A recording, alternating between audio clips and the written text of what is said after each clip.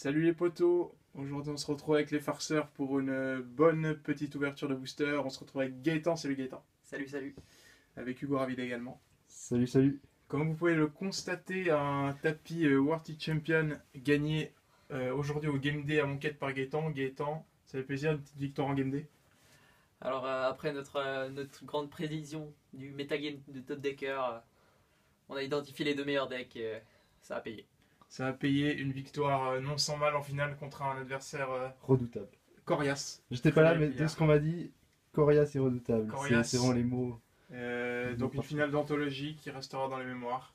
Un Game Day, une Games Day, pardon. Mais une Très bonne. sympathique. Alors on va sans plus attendre passer à l'ouverture d'une box à Monquette. Donc à Monquette, le tout nouveau set, il y a le Pro Tour il n'y a pas longtemps. Donc sans plus tarder, ouvrons les boosters. C'est moi qui vais procéder à l'ouverture de booster. Ouais, c'est parti. Premier booster. Premier booster avec le Curator of Mysteries qui ne sera pas joué dans Living End. Le splash va être trop coûteux. Qu'est-ce qu'on pense du splash bleu dans Living End, Gaëtan? C'est de la quiche. C'est de la quiche. C'est un bon résumé. Alors, on va lire les textes d'ambiance de chaque commune. Naga Vitalist, qu'est-ce qu'on en pense en draft? Très solide, surtout dans des archétypes tels que bleu, vert, rampe. Bon, on va pas faire ça pour toute la vidéo, sinon ça risque d'être un peu long. Cedar Blade, la meilleure carte. On va aller assez vite aux Zonko et aux rares. Reduce to Rubble, très solide. Casping Dunes. Et la première rare, un Les Mauve hippos, Feed. les hippos. Donc une à rare nourrir. plutôt mauvaise. On va mettre les rares ici. Le reste, on va mettre ici pour plus de lisibilité. Deuxième booster. Pour l'instant, ce n'est pas exceptionnel. Est-ce qu'on n'offrirait pas un booster showdown à tous les Tous les poteaux. à chaque approach of the second sun ouvert? Ouh. Ça, il va falloir voir avec le gérant. Cedar Blade, Ouais. déjà le deuxième Cedar Blade, on aurait bien commencé le draft avec 2 first pick. Dimwordy, ça me rappelle quelque chose.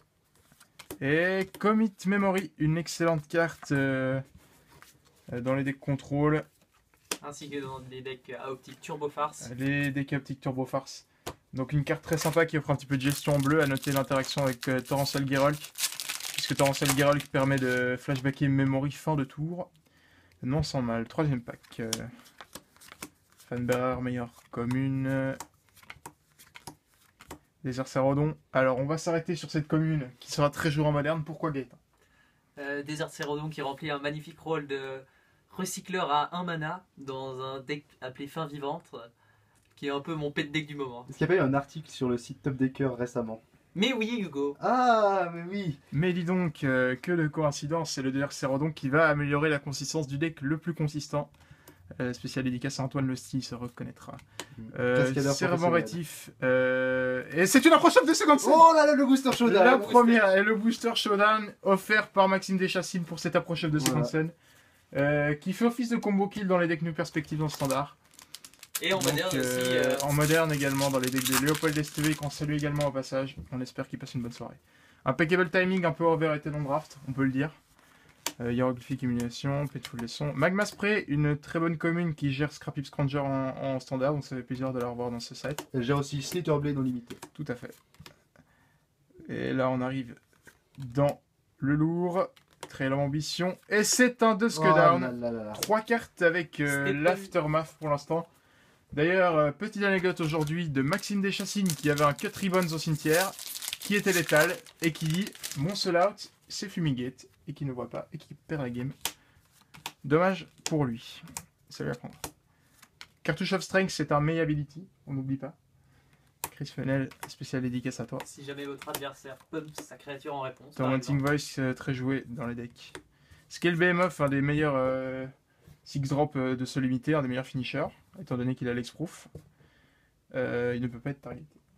Lors de la Cursed, et c'est un Régal Caracal. Ouh, Tribal Sharp. Donc pour l'instant, on a des cartes qui sont plutôt correctes. Est-ce que Régal Caracal, Gaëtan, tu penses, peut se faire un trou en standard?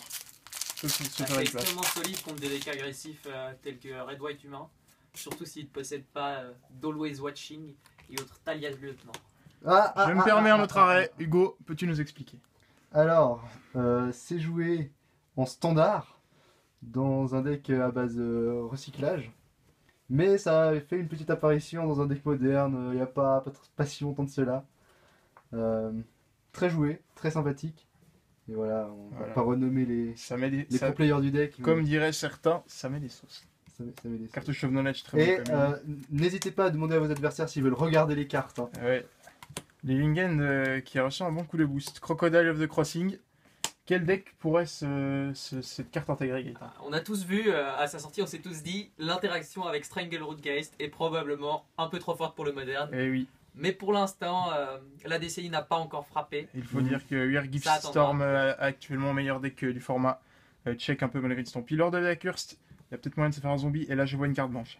Est-ce que ce serait la deuxième approche de Second Sun? Et non, Oh non, on aurait dû le faire des back-to-back Regal Regal Caracal, Tribal Chat.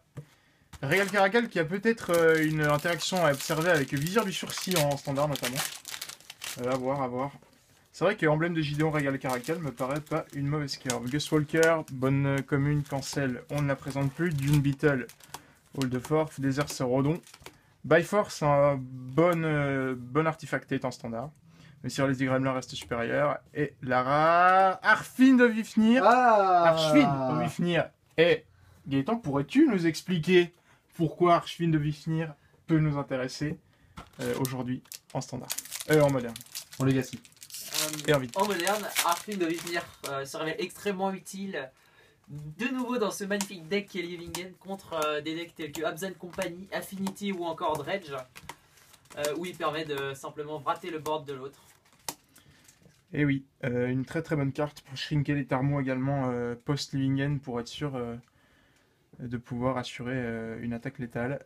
Wayward Servante. Et c'est un Ever Return. Alors cette carte qu'on pensait au début plutôt mauvaise, moi je pense qu'elle est vraiment supérieure à Rhinus Path parce que son deuxième côté a beaucoup d'applications, que ce soit pour exiler une carte potentiellement réutilisable par Torrential Gerulk, les cartes Aftermath qui sont un peu jouées en standard, ou encore des Scrappy Scrounger. Il y a vraiment plein d'utilités qui font de cette carte une inclusion très solide dans les decks Black Midrange Control. On remarquera qu'il ne nous manque plus qu'une Insult to Injury pour compléter le cycle des cartes rares Aftermath. Enigma Drake, C'est ce bien n'est parti. pas qu'une pâle copie de Spellart Chimera, on peut le dire, Dimmu Horty. Et Gloribond Initiate, une très très bonne carte, Gaëtan. Extrêmement solide. Par exemple dans les Euh, decks rouge-blanc humain, Ah ouais. tels que ceux séquencés par des champions de Neuchâtel. A noter l'interaction avec Vigilance Observation Constante, puisque ça permet d'avoir une 4-4 Leveling qui 5-5 attaque tous les même. tours. 5-5, oui, très très solide. River Serpent. Donc on passe. Punishing Cheetah, dédicace Thomas Mauguin, pour son deck contrôle de Punishing Cheetah. Et un Irréquité de Farlord, toujours un bon tuyau. Qu'est-ce qu'on pense des à lands trouver. cycling dans Livingen, Gaëtan? Eh bien, écoute-moi bien, Jamie, ce n'est pas une très très bonne interaction. Car malheureusement, les lands ne reviennent pas sur Livingen, sinon ce serait une belle interaction avec les fetch lands. Mais vous pouvez vous amuser avec des splendides réclamations. Et en plus, ça a le défaut de te faire piocher tes Livingen. Très gros délai. Le premier Bone Picker.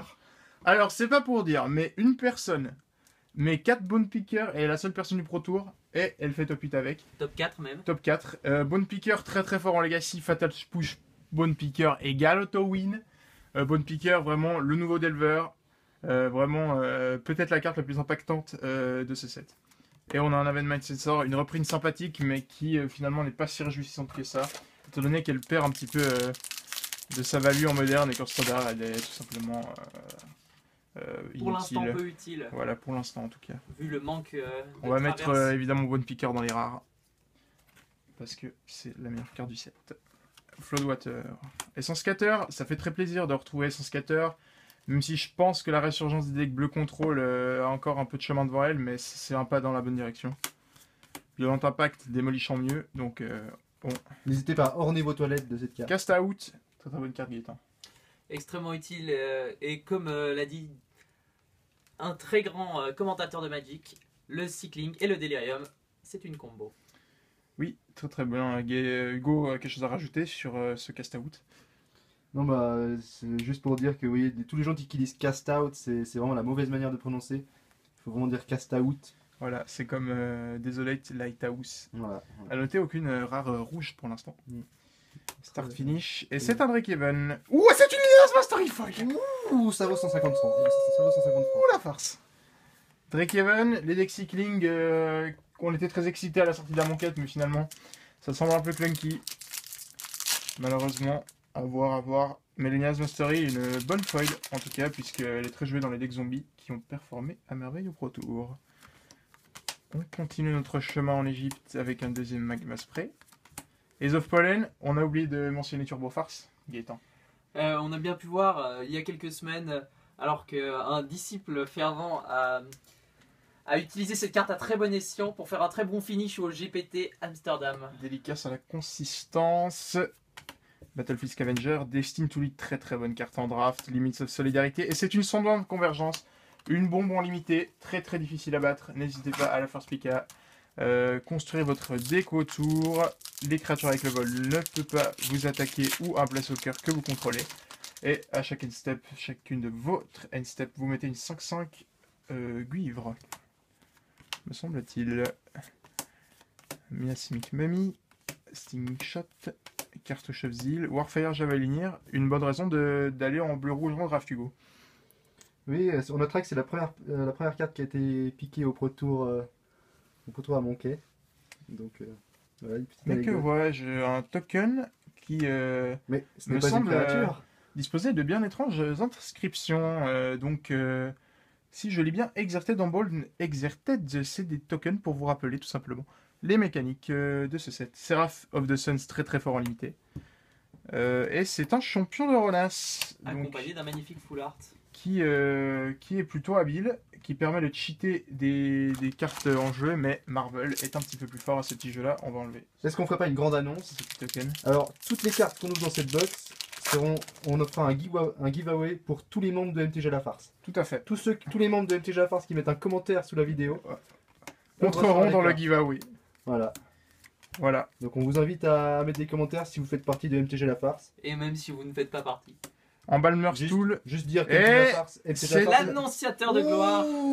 Donc on va revenir à ça, mais d'abord, la Blighted Batfoil, qu'est-ce qu'on en pense, Ouais. Gaëtan? Extrêmement solide en limité. On notera l'interaction entre nos deux foils jusqu'à maintenant. Liliana's Mastery qui pump la Blighted Bat. Tout à Ah, fait, oui, Jean-Michel et le petit Glorybringer. c'est le box qui commence à Une révéler carte ses qui mystères. pourrait s'avérer sympathique avec notamment un haut degré de skill dans son fonctionnement délicat, ça passe à Schmidt. On passe bientôt dans la deuxième moitié de la box, me semble-t-il. Ça va vite, mais ça va bien. Ça fait plaisir de vous avoir avec nous, même si on n'est pas du tout en live. Alors, Takrop Elite, Initiate's Compagnon, c'est peut-être un petit peu fragile. Angler Drake, une des meilleures Unco. Très fort. Ça bounce. Ça peut même bouncer Angler Drake pour des effets d'arrivée en jeu infini. Donc il y a vraiment pas mal de tricks, mais ça reste juste une 4-4 vol qui bounce, donc très solide. Et une petite pulse d'un ajout, comme on l'avait mentionné, bienvenue. Extrêmement solide dans des decks à base d'Engulf the Shore. Oui, Comme on l'a vu avec la performance dominante de de Tristan cet Borno, archétype. tout à fait. Même si je dois souligner que ces Land m'ont laissé un peu dubitatif, étant donné qu'ils arrivent engagés et que rater de land drop avec ce deck est peut-être fatal. Donc je pense qu'on joue à 8 est peut-être un petit peu excessif. Vizier of the Tumbling Sounds, moteur à combo, Gaëtan. Extrêmement utile dans des decks en moderne avec New Perspective ou un broueur invétéré tel que Léopold STV a remarqué une belle interaction. Tout à fait. On salue d'ailleurs le Léopold Flamite. STV. Et un deuxième Glory Ball Initiate. On va pouvoir se monter mono blanc. Ça Yes. fait plaisir. Beaucoup de cartes blanches dans ces rares. N'y voyez pas là une volonté. On aurait bien aimé avoir une deuxième approche de Second Sun. Je suis sûr qu'on va réussir. C'est l'objectif pour l'instant. Pas d'invocation, notamment. On rappelle qu'à tout moment, la salle peut exploser. Puisqu'une invocation peut être trouvée. Argel Strike, une bonne petite unco. Chefet Monitor. Et c'est un Canon Slav. Donc toujours des bons ajouts. Hein. C'est des cartes qui vont être jouées en standard. N'hésitez pas à les acheter à bas prix. Notamment, pourquoi pas, à Top Decker. Votre magasin de cartes Magic rassemblées à Paris. À Lausanne, pardon. Bientôt à Paris, bien sûr. Succursale en marche. Donc, on a les petites communes qu'on commence bientôt à connaître. Honored Crop Captain, Anne Crop Crusher et un Sol Ring. Donc Sol Ring plutôt bon en draft, mais ça s'arrête là. Et peut-être un petit peu overrated selon les goûts. Une plaine, petit suspense. C'est un Temet Vizier of Naktamun. Donc une carte, on peut le dire, Nul à chier. très nulle. Voilà. Je pense que vous respectez clairement pas assez le potentiel de cette carte en draft, notamment son interaction avec Chat Sacré. Chat sacré qui Pardon? Non, c'est pas grave du tout. Ah oui. Excusez-nous, petit problème technique. Fling. Et ça, Gaëtan, bien évidemment, la meilleure carte du limité à mon quête. Effectivement, certains joueurs pro se sont rendus compte de la magnifique interaction entre Onkopesh et des créatures. C'est vrai que c'est une bonne interaction. On pourrait peut-être aussi mentionner Stoneforge Mystic qui va chercher Onkopesh. Madcap expérimente aussi. Ou Prolink Serpopard, qu'est-ce qu'on en pense? Le premier Cat Snake de Magic, on est très content de l'accueillir. Il a quand même une shell en moderne. Oui, Monorin Stompy. Ouais. Roi Remand et Lille. Et c'est une invocation! Et c'est une Containment Priest! Complètement insane. extrêmement bon pool. La folie. Alors ça, c'est un pool qui fait plaisir. Je vais directement effectuer une sortie de sleeve. Containment Priest, on le rappelle, staple de Vintage et de Legacy. Elle est vraiment très, très Notamment belle. contre les decks à base de la mécanique dragage. Attendez. Où, J'entends le John Jaku serment nous des proposer druides. une double sleeve. J'entends John Jaku demander une double sleeve. Donc pas de double sleeve sous la main, mais en tout cas un très très beau pool. On est content d'avoir enfin ouvert une invocation. Je vous avoue que j'étais pas vraiment si surpris que ça parce que je l'avais déjà vu. Enfin j'avais deviné les bords, donc j'étais pas en complète extase. Mais vous inquiétez pas, ça viendra pour la deuxième. Mais franchement très très bon pool. On est très content. Première invocation d'Amonkhet pour ma part, qui fait plaisir. En plus pas n'importe laquelle. Containment Priest, c'est vraiment une très très bonne carte. Et Jérôme Amiguet qui s'invite dans la conversation à Sporthold de Hugo. Quel usage peut-on en faire en moderne notamment? Bien sûr, un deck dont on n'a pas encore beaucoup parlé, Living End. Le splash bleu est vraiment rentable grâce à cette carte parce qu'on peut casser nos Living End qu'on a en main. Et donc voilà, c'est la prochaine liste qui va apparaître sur le site Top Decker par Gaëtan Bossy. Donc vous allez voir, n'hésitez pas, ça vaut vraiment la peine. Et bien sûr, mais il y avait également le deck de Jérôme Amiguet à base de Ancestral Vision ainsi que de Balance, Restore Balance, pardon, qui s'est avéré très très très puissant, notamment dans les side events officieux du Geneva Legacy. Manglehorn, enfin un peu d'élite contre paire de véhicules, ça fait plaisir Gaëtan? Effectivement, Manglehorn qui reste extrêmement solide contre ce genre de shell et aussi contre des decks tels que ceux basés sur la pompe éthérique modèle. Tout à fait, pompe éthérique modèle qui risque d'avoir un petit coup de pompe avant d'arriver. Et le Skullscar Mage, Jouable dans une carte, Burn. on peut le dire, complètement nul. Rien de prouesse, rien de plus, un effet anecdotique. Peut-être si une fois un mono rouge émerge en standard, en fera-t-il partie, mais Jouable en side de mono rouge burn à la place rien des de Rain of bien Gore. excitant. Bloodlust Insider qu'on a vu dans quelques decks humains aujourd'hui au Game Day Bloodlust notamment. Insider aussi appelé l'Elvish Mystique Rouge. Alors Archmentor, c'est une carte qui fait discuter, on peut le dire, Hugo. Non, c'est vrai que c'est une carte qui fait discuter parce que dès qu'on l'a vu, on s'est dit c'est un Grizzly Bear qui pourrait être fort dans Burn, ça ressemble à Eidolon. Mais au final, c'est pas tant fort que ça. J'ai vu 2-3 listes qui en avaient une copie en sideboard, mais ça ne paraît pas avoir révolutionné le moderne. Bon, j'aimerais quand même nuancer un petit peu ce propos en disant que ça a quelques usages en moderne, notamment en sideboard, et que ça shut down pas mal de combos. Je pense que la carte a du potentiel. Après, elle est clairement peut-être un petit peu overhyped, mais en tout cas, une carte très sympathique. Bon, un petit peu lourde, on peut le dire, mais sympathique. Magma Spray, on a bientôt le playset. Minotaur Surshot, Tornor Ikudu, Watchers of the Dead, sans sort Gaëtan. Qu'est-ce qu'on Alors, pense de cette carte? Réprobation qui est une carte extrêmement puissante en standard, qui n'a pas le désavantage de Force Spike de pouvoir parfois ne rien faire dans votre main grâce à la mécanique du recyclage. Tout à fait, le recyclage est une mécanique loin d'être anecdotique sur ce type de carte, puisqu'une fois la carte morte en late game, ou voire en mid game, vous pourrez la recycler sans autre, en plus pour un coût plutôt dérisoire, qui ont fait également un candidat de choix dans des decks dédiés au cycling, comme par exemple avec des cartes comme Drakehaven. Donc une carte qui s'intègre facilement dans plusieurs jeux. Et son côté shitload de force n'est pas à négliger non plus, sachant que le standard est très curvé.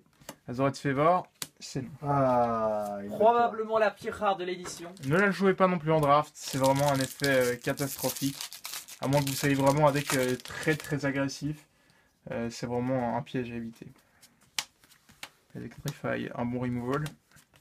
Floodwaters, typiquement le genre de carte avec le cycling. J'aimerais m'arrêter sur cette carte que je trouve très sympathique.